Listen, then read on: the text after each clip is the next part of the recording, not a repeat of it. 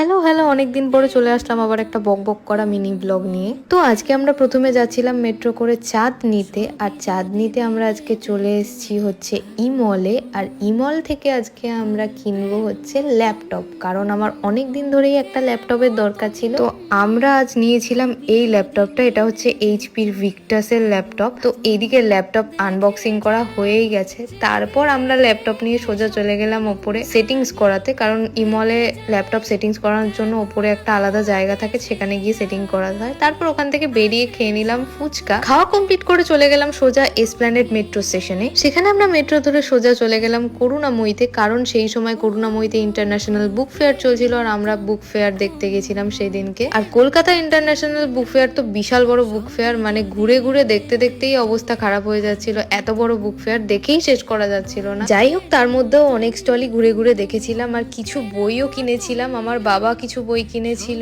আমি অল্প কটা বই কিনেছিলাম। যাই হোক, যে মেলাই আসি না কেন, খাবার দাবার তো খেতেই হবে, তাই খেয়ে নিয়েছিলাম ভেটকি মাছের পাতুরি আর দই বড়া। আর খেতে দুটোই দারুণ ছিল। খাওয়া দাওয়া দিয়ে সেদিনকার মতো বইমেলা ঘোরা শেষ করলাম। তো এই ছিল আজকের বকবকে মিনি ব্লগ। যদি ব্লগটা তোমাদের ভালো লেগে থাকে দেন প্লিজ লাইক করো। দেখা হবে নেক্সট কোনো আবার একটা এরকম বকবকে মিনি ব্লগ নিয়ে। সো আপাতত টাটা।